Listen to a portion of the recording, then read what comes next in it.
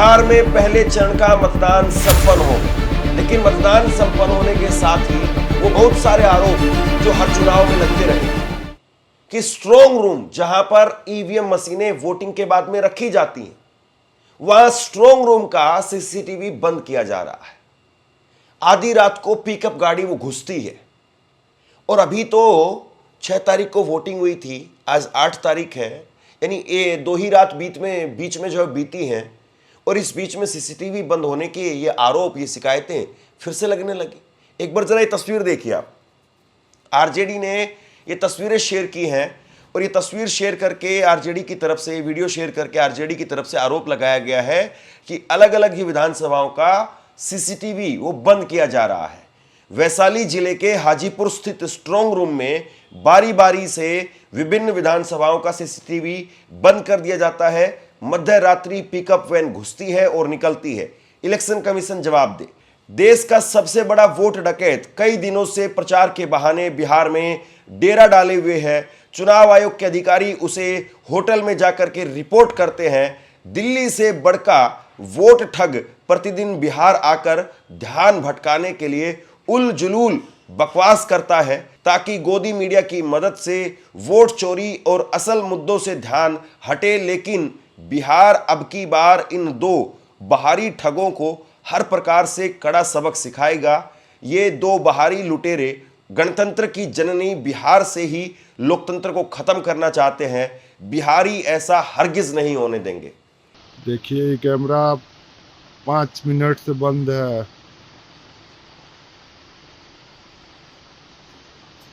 129 महनार विधानसभा का 129 महनार विधानसभा का कैमरा बंद हो चुका है।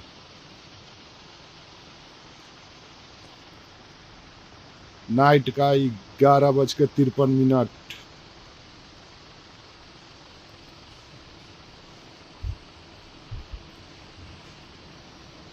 देखिए भाई, बड़ा खेल हो रहा है।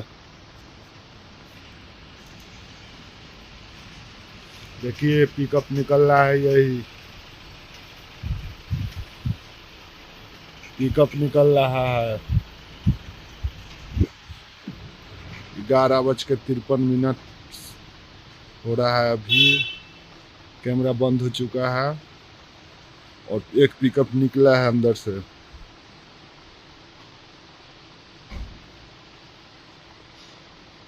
सुनो भाई, कैमरा बंद है।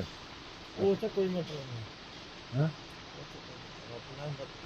अपना तो है, ये है अपन बंद हो जाते तो हम धुआं कर देवे। यही करिए कंट्रोल रूम में कल हुआ तले खेला शुरू कर दिले। सीसीटीवी फुटेज को लेकर के बहुत सारे सवाल हैं। राहुल गांधी ने कहा कि हम सीसीटीवी फुटेज मांगते हैं, तो चुनाव आयोग सीसीटीवी फुटेज 45 दिनों से ज्यादा के बाद में जो देने के लिए तैयार नहीं है। तो सीसीटीवी फुटेज यहां बंद क्यों किया जा रहा है? और सवाल यह भी है जो स्क्रीन पर दिख रहा है। स्क्रीन पर दिख रहा है कि बाकी सीसीटीवी अलग अलग चल रहे हैं, लेकिन पर्टिकुलर एक सीसीटीवी बंद है। और यहां पर आरजेडी कह रही है कि इसी तरीके से अलग अलग विधानसभाओं के बारी बारी सीसीटीवी बंद किए जाते हैं। तो ये बारी बारी सीसीटीवी बंद होना, ये क्या मसला है? और जहां पर स्ट्रांग रूम बनाया जाता है वहां पर बिजली की व्यवस्था, जनरेटर की व्यवस्था, सीसीटीवी, हर तरह से सही सब कुछ किया जाता है, क्योंकि सबको पता है कि एक छोटी सी चिंगारी भी कितना बड़ा आग भड़का सकती है, कितनी बड़ी आग भड़का सकती है। तो ऐसे में ये माजरा समझ में नहीं आता है कि हर चुनाव में इस तरह के आरोप क्यों लगते हैं। और हर चुनाव के अंदर विपक्षी पार्टी के लोग वो शिकायत करते हैं कि सीसीटीवी बंद हो रहा है। ये तो बीजेपी को भी डर होना चाहिए, ये नीतीश कुमार को भी डर होना चाहिए कि भाई सीसीटीवी बंद हो रहा है तो हो सकता है कि कोई सीसीटीवी बंद करके और आपका वोट इधर से उधर कर दे या आपकी मशीन में कोई छेड़छाड़ कर दे। कंचन यादव वो लिखती हैं कि इलेक्शन कमीशन महोदय, चुनाव आयोग, यह क्या खेल हो रहा है? एक एक करके सीसीटीवी कैमरा क्यों बंद हो रहा है? क्या इसी वजह से 45 दिन के बाद में सीसीटीवी कैमरा की फुटेज नहीं देते हैं? कौन सी माँ और बहन इसमें जाती है जिनके इज्जत का सवाल है? यानी चुनाव आयोग ने एक बार कहा था, ज्ञानेश कुमार ने कहा था कि हम सीसीटीवी फुटेज नहीं दे सकते हैं, माँ और बहन की इज्जत का सवाल है। लेकिन आप बताइए कि यहां पर सीसीटीवी बंद हो रहा है, तो ये तो चुनाव आयोग की इज्जत का सवाल है, चुनाव आयोग की साख का सवाल है कि आखिरकार ये क्यों हो रहा है। एक वीडियो और दिखाता हूं मैं आपको। लालगंज से शिवानी शुक्ला, वो उम्मीदवार है वहां पर, और वो कह रही कि सब कुछ ठीक चल रहा है, लेकिन जो अधिकारी हैं, स्थानीय अधिकारी हैं जो वोट करवा रहे हैं, वो कह रहे हैं कि नहीं, यहां तो मशीन बदलनी पड़ेगी। मेरे पास आपका नंबर गिरा ले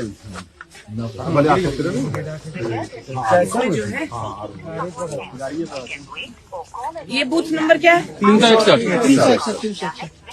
हेलो मैम, मैं शिवानी शुक्ला बोल रही हूँ।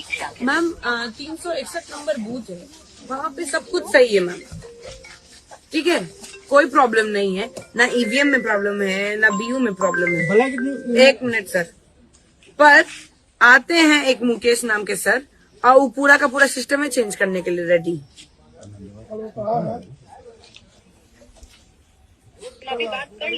सर ये सामने में है मैम, बात करिए। मैडम, उसका बैलेट यूनिट खराब था। हेलो, बैलेट यूनिट खराब हो गया है। हाँ तो हम ये पहले हमको पता करने दीजिए। ये कह रही है कि सारा ठीक है, आप कह नहीं, रहे हैं कि सर, बैलेट यूनिट खराब है। मैम सिर्फ मैं ही नहीं कह रही हूँ, अंदर जो पीओ है प्रिजाइडिंग ऑफिसर, वो भी कह रहे हैं कि कोई प्रॉब्लम नहीं है, तो प्रिजाइडिंग और ऑफिसर रिसेंटली अभी चेंज हुआ है। पहले खराब हुआ था। मैं बात कर लेती हूँ। हेलो भाई, दोबारा खराब हो गया। भैया गलत, आप तो बड़े हैं हमसे, मैडम बात थोड़ा हमरा भी सुनिए।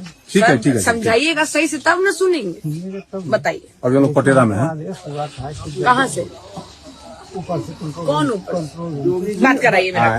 बतवा सुन लीजिएगा तब न बात कीजिए। आप बोले कंट्रोल रूम में, ठीक, हम उन्हीं से पूछते हैं कि क्या प्रॉब्लम है। कंट्रोल हम बात कीजिए। हमको अब सुनिए, कंट्रोल रूम में इनसे क्यों बात कराइए। करेंगे? हम कोई बात नहीं करेंगे आपसे। सुनिए, निर्वाची पदाधिकारी एक ही हैं, डीसीआर मैडम हैं, उनसे बात कर लिए मैडम, ठीक है। उनका कोई आदेश होगा, उसके बाद जाकर के हम लोग उस पर बात करेंगे, तब जाके चेंज होगा। ठीक है, कोनो बात नहीं। ठीक है। हिलेगा नहीं आज बिना तक। जानकारी का कुछ नहीं ठीक है, ठीक है।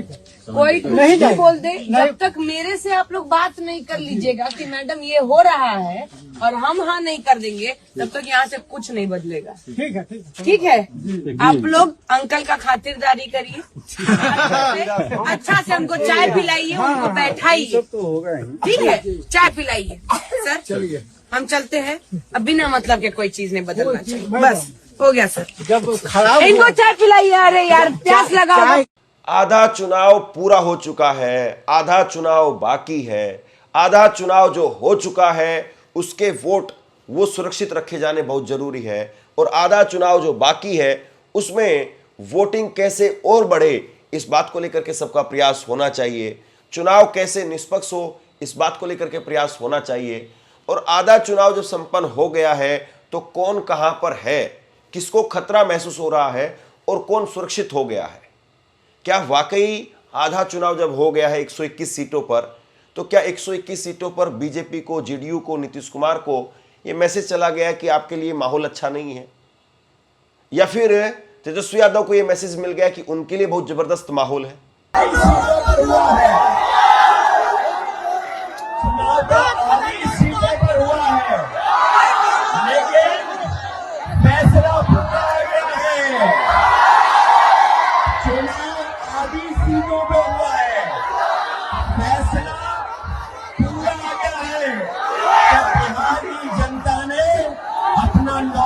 मुख्यमंत्री तेजस्वी यादव जी को तय कर दिया है। आपसे कुछ कहना चाहता हूं। आज के वक्त में पत्रकारिता करना कितना मुश्किल काम है, लेकिन अगर ऐसे में भी कोई आपकी खबर दिखा रहा है, कोई आपके मुद्दे पर बात कर रहा है, तो आपको भी उसका साथ देना चाहिए। अगर आपको लगता है कि मेरी पत्रकारिता सही है, मैं आपके लिए आपकी खबर वो दिखा रहा हूं, तो ऐसे में आप मेरा सहयोग कीजिए। आप इस वीडियो को जब लाइक करेंगे तो लाइक के साथ में ही एक थैंक्स का बटन आपको दिखाई देगा। उस थैंक्स के बटन पर आप क्लिक कीजिए और जो भी सहयोग राशि दे सकते हैं वो दीजिए।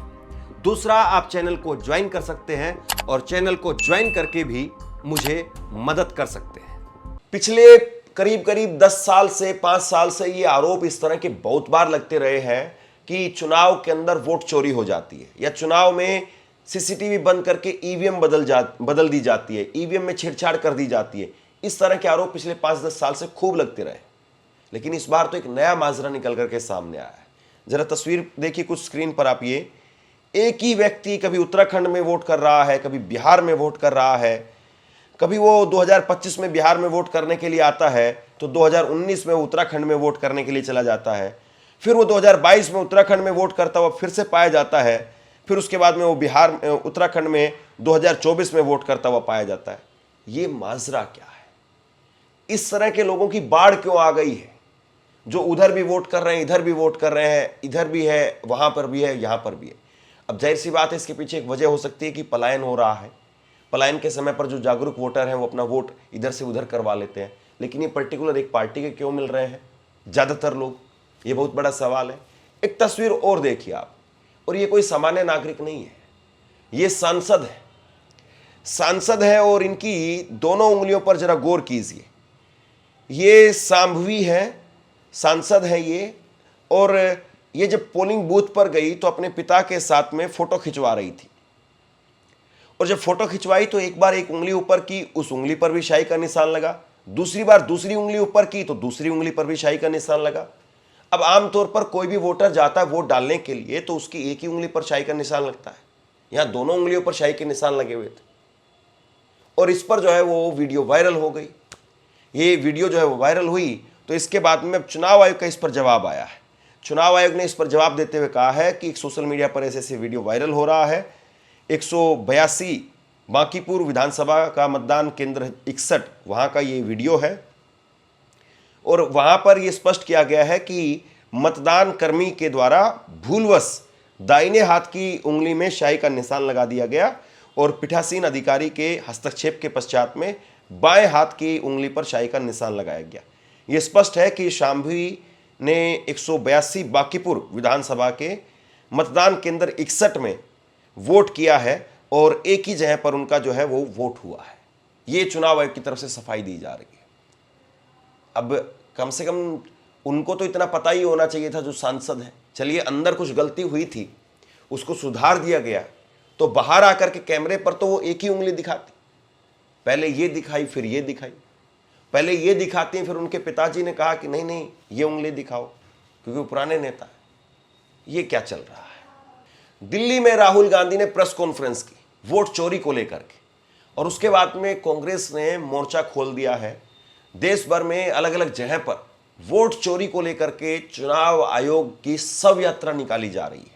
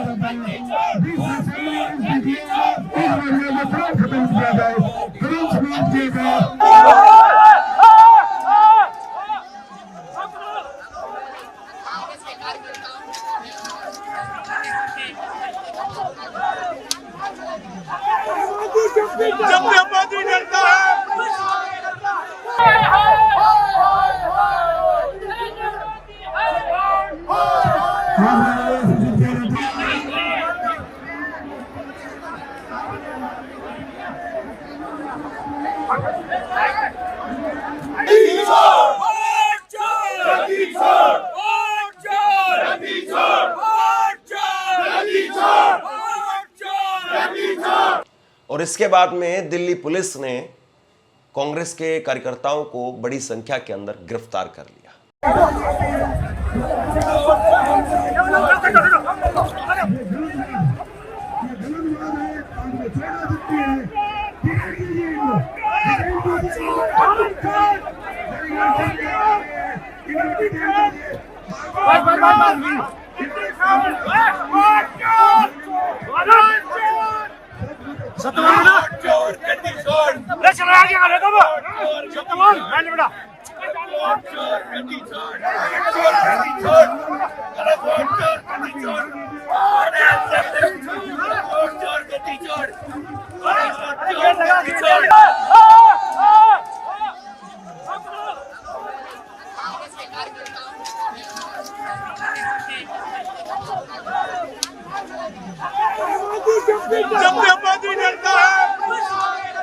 बिहार का चुनाव बहुत इंपॉर्टेंट है। वैसे तो हर चुनाव इंपॉर्टेंट होता है, लेकिन बिहार का चुनाव इस बार कुछ खास दिखाई दे रहा है और इसके पीछे वजह है एसआईआर की जो प्रक्रिया हुई है उसका आखिरी रिजल्ट कम से कम चुनाव के नतीजों के बाद में एक तरीके से तय हो पाएगा कि एसआईआर का इस चुनाव पर क्या असर पड़ा।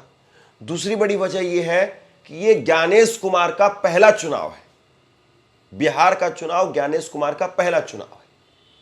ज्ञानेश कुमार जी यहां पर अब क्या करेंगे, क्या नहीं करेंगे, किस तरीके से क्या कुछ होगा, यह बहुत बड़ा सवाल है। सवाल यह भी है कि फिर वो 2029 तक बचे रहेंगे अपने पद पर, टिके रहेंगे अपने पद पर, या जिस तरीके से उन पर आरोप लग रहे हैं वो इस्तीफा दे करके निकल जाएंगे, यह भी बहुत बड़ा सवाल है। बिहार के अंदर बीजेपी जीतेगी, जेडीयू जीतेगी तो नीतीश कुमार सीएम बनेंगे, नहीं बनेंगे, यह भी बहुत बड़ा सवाल है। इसको लेकर के भी बहुत माथापच्ची लगातार चल रही है। बीजेपी नीतीश कुमार को घोषित नहीं कर रही है, इसका कितना नुकसान होगा। पहले ही चरण में बम्पर वोटिंग हुई है। आजादी के बाद में पहली बार बिहार में सबसे ज्यादा वोटिंग हुई है। पिछले चुनाव से 7% वोटिंग बढ़ गई है। तो बिहार का चुनाव अगर इस वजह से आप देखें, इन वजहों से आप देखें तो बिहार का चुनाव बहुत खास है। और बिहार का चुनाव इतना खास हो गया है कि आप ये कह सकते हैं कि यहां ना केवल सरकार बनेगी बल्कि दिल्ली की सरकार वो बची रहेगी, बनी रहेगी, या वो और मजबूत हो जाएगी, ये भी कहीं ना कहीं बिहार से तय होगा। तो बहरहाल लगातार हम बिहार में अलग अलग विधानसभाओं में घूम रहे हैं, लोगों से उनका मूड मिजाज जान रहे हैं। बीजेपी का जो गढ़ है वहां पर भी लोग विरोध करते हुए नजर आ रहे हैं। कई ऐसे बीजेपी के गढ़ हैं जहां पर बीजेपी 15-15, 20-20 साल से जीत रही है, वहां पर भी नाराजगी साफ तौर पर दिखाई दे रही है। कई ऐसी सीटें हैं जहां पर मामला फंसा हुआ नजर आ रहा है।